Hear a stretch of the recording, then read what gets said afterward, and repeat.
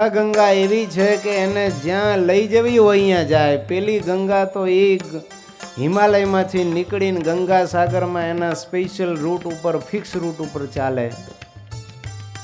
પણ આ ગંગા એવી છે કે દુનિયાના કોઈ પણ ખૂણે, ઓસ્ટ્રેલિયા હોય કે જાપાન હોય, ન્યૂઝીલેન્ડ હોય કે અમેરિકા હોય કે ક્યુબા હોય, ગમે ત્યાં એને લઈ જવી હોય તો લઈ જવો.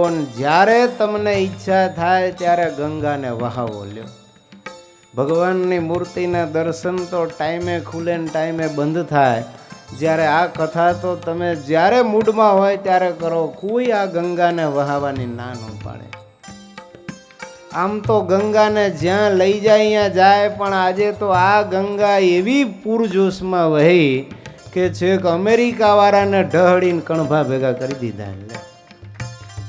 આજે આ ગંગાએ અમેરિકાથી અને ભારત વર્ષના ખૂણે ખૂણેથી અનેક જિલ્લાઓમાંથી આ બધા ભાવિક ભક્તોને પોતાના એ પ્રેમપુરની અંદર ખેંચી અને કણભા ગુરુકુળના અક્ષરધામ તુલ્ય મંડપમાં જેમ રેતીના કણો ગોઠવાઈ જાય એમ ઠસોઠસ એકબીજાને અડકી ઢીચણ ઉપર ઢીચણ ડાબી અને આ બધા આ કથા ગંગાનું પાન કરવા તૈયાર થયા છે. આવી આ કથા તમે ત્યાં લઈ જાઓ તો ત્યાં આવે અને ઠીક લાગે તો ત્યાંથી તમને પ્રવાહમાં ઢસડીને અહીંયા સદગુરુ ધ્યાની સ્વામીના સાનિધ્યમાં પણ લાવીને મૂકી દે. એટલે કહે છે કે આવી કથાનું પાન કરી અને જીવનને ધન્ય બનાવો. આવી કથા વગર તો ભગવાનના મોટા મોટા સંતો અને ભક્તો પણ ક્યારેય પાન કર્યા વગર રહી શકતા નથી. ભાગવતજીને યાદ કરીએ. સુખદેવજી તો અખંડ નિર્ગુણ બ્રહ્મ સ્થિતિમાં રાજતા છતાંય પરીક્ષિતને કહે છે, હે પરીક્ષિત સાંભળ, હું આ કથા તારું કલ્યાણ કરવા માટે નથી કરતો, પણ ભગવાનના ગુણાનુવાદ ગાયા વગર રહી શકતો નથી ને, એટલે મારા આત્માને આનંદ અને શાંતિ આપવા માટે હું આ કથા કરું છું. જે કથાને લઈને સ્વરૂપાનંદ સ્વામી આખા ભારત વર્ષમાં ફરે. ભારતના પશ્ચિમ કિનારે ગઢપુરથી નીકળી અને છેક ગંગાને સાથે લઈને પૂર્વ કિનારે જગન્નાથપુરી જઈને ત્યાં ગંગાને વહાવે. જેમ માણસ ગંગા કિનારે જઈને ગંગા જળીઓ ભરી અને ઘરે લઈ આવે, એમ સ્વરૂપાનંદ સ્વામી આ કથાને લઈને આખા ભારતમાં ગંગાને લઈને ફરે. અને પ્રતાપસિંહ રાજા જેવાને એ ગંગા કથા ગંગાનું પાન કરાવી અને જગન્નાથપુરી જેવા મોક્ષપુરીની અંદર અક્ષરધામના અધિકારી બનાવે. આવી અદ્ભુત આ કથા કામ જીતવા આવો, સ્વાદ જીતવા આવો, નિષ્પૃહી થવા માટે લેવા જેવો લાવો. એવી આ અદ્ભુત કથા છે કે કામ, સ્વાદ, સ્નેહ, માન, ક્રોધ, લોભ, મદ, મત્સર, ઈર્ષા, અસૂયા, અહંતા, મમતા, ગર્વ, દર્પ, અભિમાન આ બધાને ટાળનારી એવી આ અદ્ભુત કથા. એનું આપણે 5 દિવસ સુધી ભક્તો શ્રવણ કરવાના છીએ. ગ્રંથનું નામ જ એવું છે, શ્રીમદ સત્સંગી જીવન. તમે કહેતા સત્સંગીન જીવનમ વર્ણિતમ યસ્મિન તત્શાસ્ત્રમ. જે શાસ્ત્રની અંદર સત્સંગીઓનું જીવન કેવું હોવું જોઈએ એનું વર્ણન કરવામાં આવ્યું છે. અથવા તો સત્સંગીઓના જીવન પ્રાણ એવા ભગવાન સ્વામિનારાયણનું જેમાં ભરપૂર વર્ણન છે એવો આ ગ્રંથ, એનું નામ સત્સંગી જીવન ગ્રંથ. તો આવા ગ્રંથનો મહિમા શતાનંદ સ્વામી કહે છે, લીલા રસો હિ સકલો મૃત દિવ્ય મૂર્તે સ્વેચ્છા નરાકૃતિ ધૃતો ભુવિ ધર્મસીનો સત્સંગી નામ પરમ જીવન મસ્ત્યતો સૌ સમ્યંગિત રૂપિત ઇહેતિ સપિયતામ તૈહિ. કહેતા આનંદ મૂર્તિ એવા ધર્મપુત્રનો આ લીલા રસ સત્સંગીઓના પરમ જીવન રૂપ છે. પ્રાણનો જેનાથી લાભ થાય એને જીવનરૂપ કહેવાય. તો આ કથા જે સાંભળે એના હૃદયમાં ભગવાન આપણા જીવન પ્રાણ સ્વામિનારાયણની મૂર્તિ ઉદય થાય.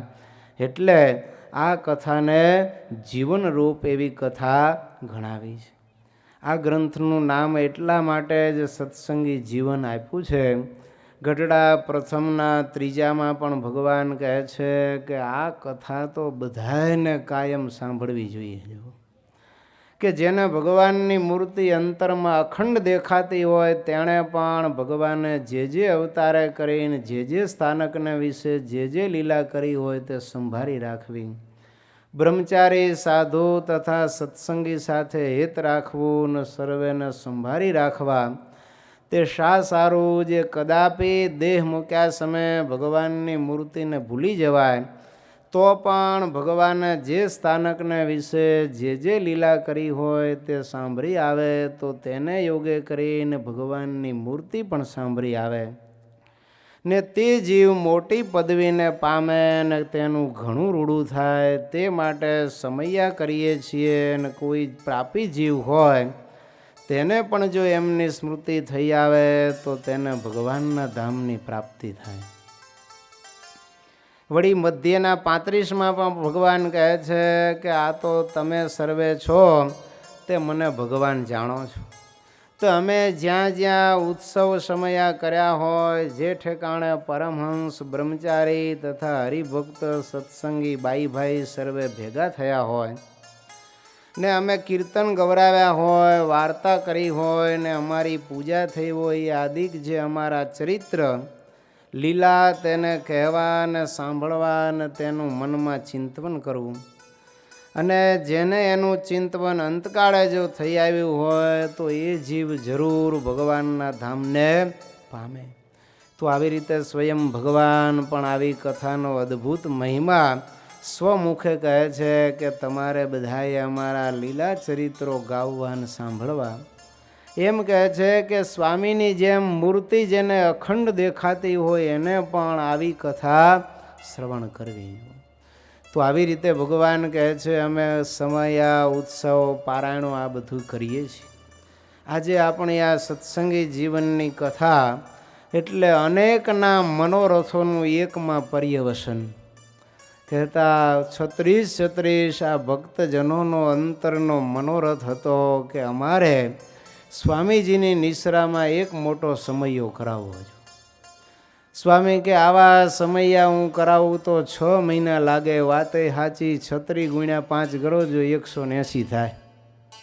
6 મહિના પૂરા લાગે ત્યારે 36 યજમાનના મનોરથ પૂરા થાય. પણ સ્વામી શ્રી તો મહાન છે.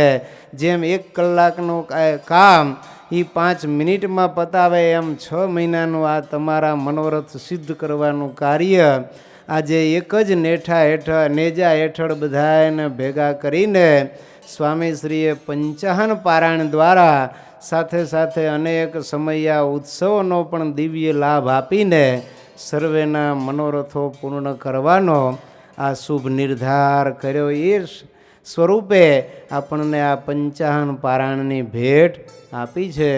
તો આવી આ કથાનો વિશેષ પ્રસંગ આપણે બપોર પછીના સેશનમાં લઈશું. અહીંયા હું મારી વાણીને વિરામ આપું છું. સહજાનંદ સ્વામી મહારાજની જય. જળ તરવાનું. આજે આ ટાણું આપણને મળ્યું છે ભગવાન ભજવાનું, ભક્તિ કરવાનું, કથા વાર્તા કીર્તન સાંભળવાનું. આ અવસર ફરી નહીં મળે. અને વક્તા સ્વામીશ્રીએ પણ સરસ મજાનો કથા મહિમા આપણને સમજાવ્યો. તુલસીદાસજી પણ એ લખે છે કે સંત સમાગમ હરિકથા તુલસી દુર્લભ ધોય, દારા સુત અરુ લક્ષ્મી તો પાપી કો ભી હોય. દારા કહેતા સ્ત્રી, ધન, પુત્ર, પરિવાર આ બધું તો પાપી જેવા પાપી માણસને હોય ને એને હોય છે. એને પત્ની મળી રહે છે, એને છોકરા હોય છે, એને ધન મળી રહે છે. પેઢી દર પેઢી પશુ પ્રાણી પક્ષીઓ માણસ બધામાં ચાલ્યું જ આવે છે. પણ ભગવાન અને ભગવાનની આવી કથા કહેતા ભગવાનની કથાને જે સંત સમાગમ, આ બે વસ્તુ આ જગતની અંદર દુર્લભમાં દુર્લભ છે. એનો મહિમા શાસ્ત્રી સ્વામીજી આપણને સરસ મજાનો સમજાવ્યો. હજી ઘણું સમજવાનું બાકી છે, પણ સમયના અભાવે આપણે એને બપોર પછીના બીજા સેશનમાં લેશું. બપોર પછીના સેશનમાં આપણે ભગવાન ઘનશ્યામ મહારાજનો પ્રાકટ્યોત્સવ પણ ઉજવવાનો છે.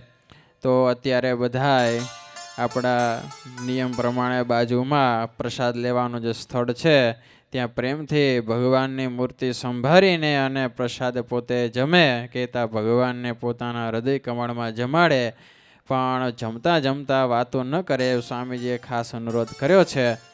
આ કથામાંથી ઘણી વખત આપણે શીખ્યા છીએ અને હજી પણ શીખવાનું જ છે. અને ખાસ વ્યવસ્થા જાળવી, સ્વયંસેવકો કહે એ પ્રમાણે આપણે વ્યવસ્થામાં ગોઠવાય અને તે પ્રકારે આપણે પ્રસાદ લેવો. અને બપોરના લગભગ 3:30 થી 4:45 આસપાસ કથા ચાલુ થઈ જશે. તો ખાસ યજમાનોને ખાસ નમ્ર વિનંતી કે દરેક યજમાનો પૂજન કરવા સમયે ખાસ વહેલાસર પધારી લે અને શ્રોતાજનોએ પણ એ જ સમયે પધારી જવાનું છે. નહીંતર શ્રોતા કે આપણે વાંધો નહીં, કથા જામે પછી આપણે જમાવા જાય. પણ સ્વામી કહે છે ને આપણને, શાસ્ત્રી સ્વામી કે કથામાં તમે જામશો કથા તમારામાં જામશે, માટે સમયસર બધાય ખાસ હાજર થઈ જાય. અત્યારનું આપણે સેશન પૂર્ણ કરશું અને બપોરે 3:30 આસપાસ બધાય આપણે ભેગા થશું. એ પહેલાં ગવયા ભક્તો ત્યાં કીર્તન ભક્તિ અહીંયા કરશે 3 વાગ્યાની આસપાસ. 3 થી 3:30 કીર્તન ભક્તિ થશે. અત્યારે ગવયા ભક્તો ધૂન બોલશે, સંતો પધારશે અને દરેક હરિભક્તો દૂરથી જ સંતોના દર્શન કરશે. સહજાનંદ સ્વામી મહારાજની જય. બ્રાહ્મણોનો રસોડો અલગ રાખ્યું છે, એ પ્રમાણે બ્રાહ્મણો હોય ત્યાં બ્રાહ્મણ રસોડામાં જાય, બાયો ભાઈઓ અલગ અલગ જે વ્યવસ્થા છે એ પ્રમાણે. સ્વામિનારાયણ સ્વામિનારાયણ સ્વામિનારાયણ નારાયણ સ્વામિનારાયણ સ્વામિનારાયણ સ્વામિનારાયણ નારાયણ. ઓ સ્વામિનારાયણ સ્વામિનારાયણ સ્વામિનારાયણ નારાયણ. સ્વામિનારાયણ સ્વામિનારાયણ સ્વામિનારાયણ નારાયણ. ઓ સ્વામિનારાયણ સ્વામિનારાયણ સ્વામિનારાયણ સ્વામિનારાયણ સ્વામિનારાયણ સ્વામિનારાયણ સ્વામી